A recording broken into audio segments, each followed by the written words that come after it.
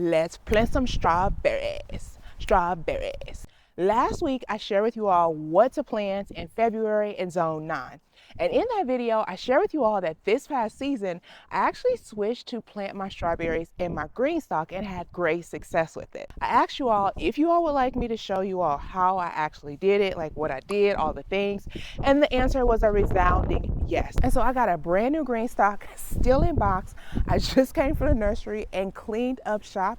And so today I'm bringing you all a comprehensive strawberry growing guide on everything I do to successfully grow strawberries in my GreenStalk. And even though I will be planting my strawberries in a GreenStalk, the things I'm going to share with you today, you can still apply them whether you're planting in a raised bed, in grounds, or in another container. Remember, this is not the end all be all, y'all. This is what has worked for me. I am here just north of Houston in the Houston metro area in Zone 9, and I find this technique has worked really well for me.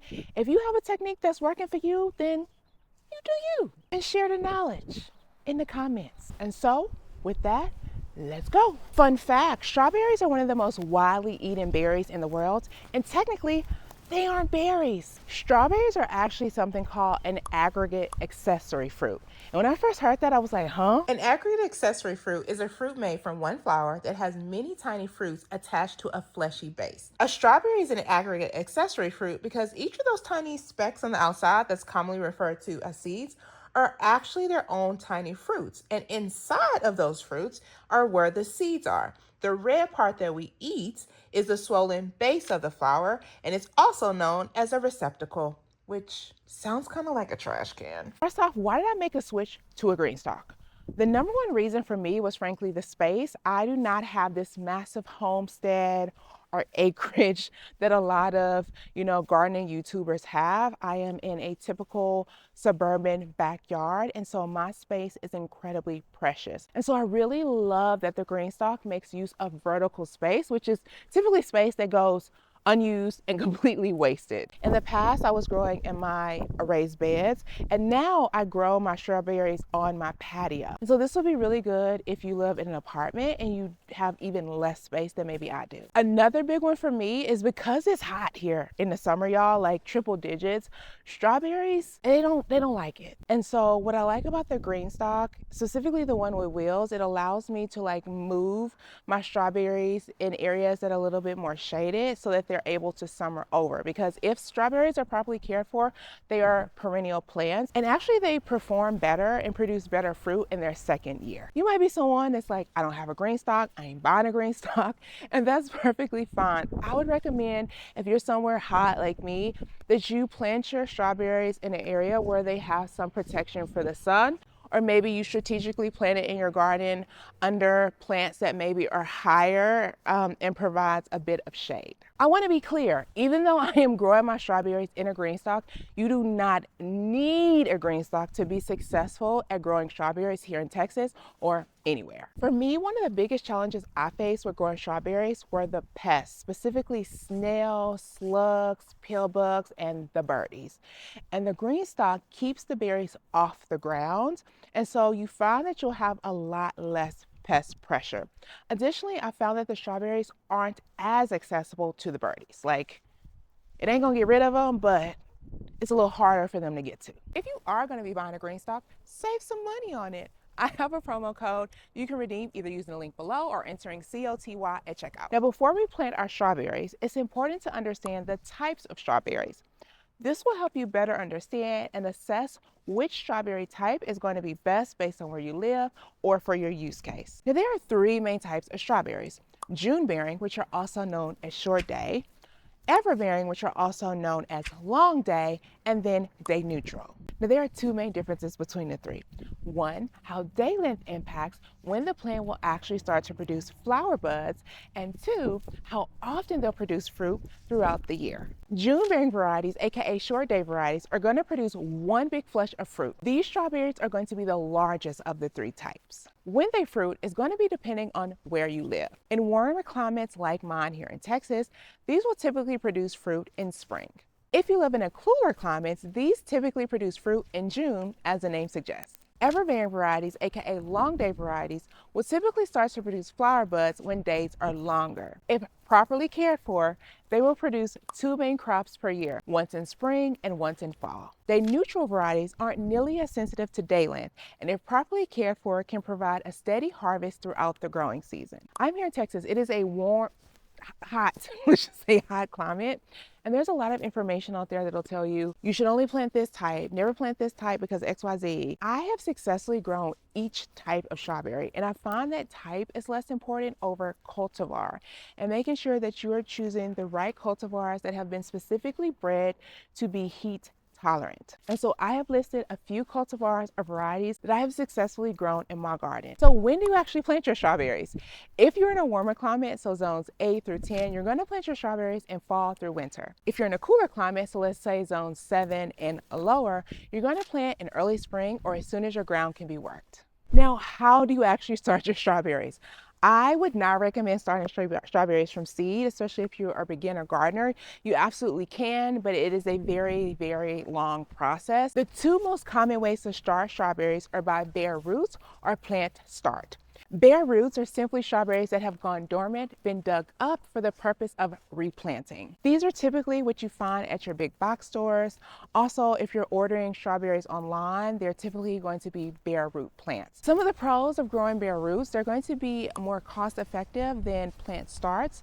They're also going to open up the amount of cultivars or varieties that you have readily available to you. I would say the biggest con of bare roots is not really being able to tell until it's too late whether the plant is truly dormant or dead. But typically I find if you are buying for a reputable source, I've not really had any issues. Maybe I've had like 1 or 2 that have been, but the rest have been just fine. Another con is that these are going to take a little bit longer to get established as opposed to if you were planting a plant start. Strawberry starts are strawberry plants that are in soil and are already growing. They already have leaves, sometimes they have flowers on them, and you know that they are alive and well. Another pro is that they are going to give you a jump start because the roots are already alive and growing. Cons include that these are going to be more expensive than buying bare roots. Additionally, you're going to be limited to whichever cultivars your nursery has available. I have had success growing both bare roots as well as plant starts. If you live in a warmer climate like me and you're planting later on in the season, it's February, it's almost spring,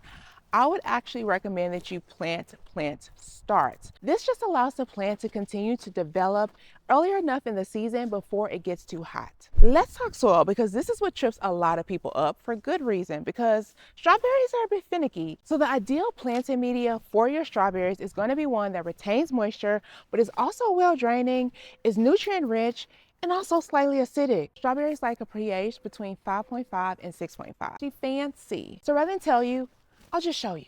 For my planting media, for my base, I'm starting off with about 60% of a quality potting mix, preferably organic, but if not, use what you have access to, use what you can afford.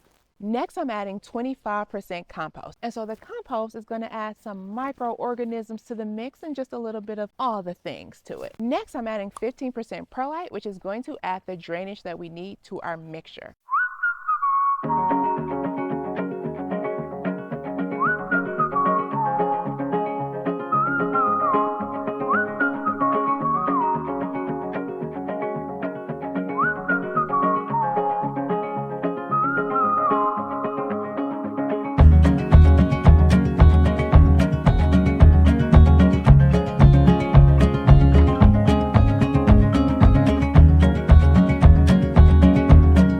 Because our strawberries prefer a slightly acidic soil, I am adding a soil acidifier to this. If you are going to be using this, just make sure you follow the manufacturer's instructions. And lastly, I'm adding a well-balanced, slow-release organic fertilizer. If you have seen any of my videos, you know that it's like my secret sauce to literally everything I grow. And strawberries are no different. If you are planting bare roots, you will see they are dry and crusty. So what you want to do is you want to soak them in some water for about 30 to 45 minutes before planting. One of the biggest mistakes that people face when growing strawberries is planting them incorrectly. When planting strawberries, you never want to bury the crown of the strawberries.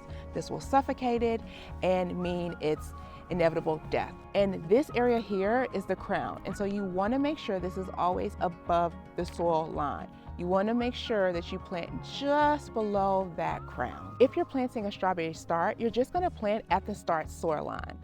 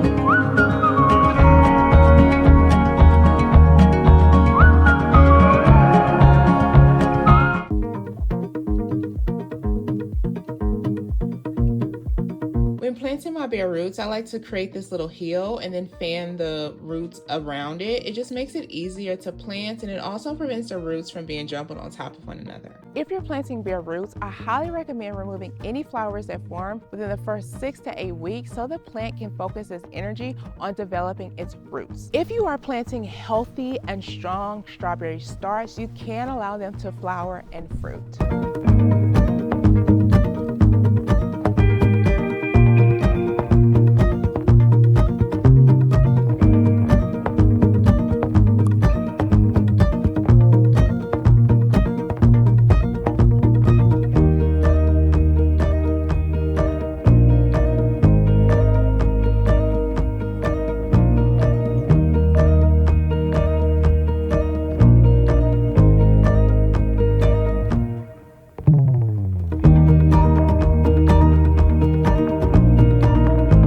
Strawberries are going to need 6 to 8 hours of direct sunlight. However, if you live somewhere hot like me, they will definitely benefit from protection from the afternoon sun.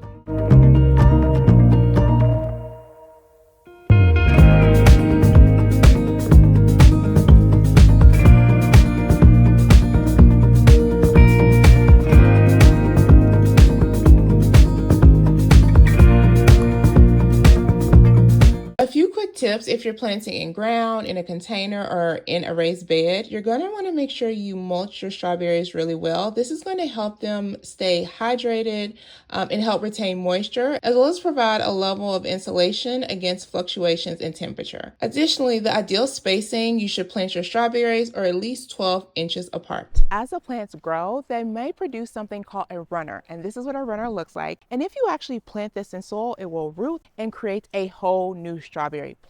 However, at this stage in the plant's life, I'd recommend actually limiting the amount of runners that you allow your strawberry plant to produce so that it can focus its energy on producing the biggest, sweetest, and most juiciest fruits. And you're going to want to fertilize your strawberries every 4 to 6 weeks with a well-balanced, slow-release organic fertilizer. Remember, strawberries are 90% water. Never let your planting media dry out.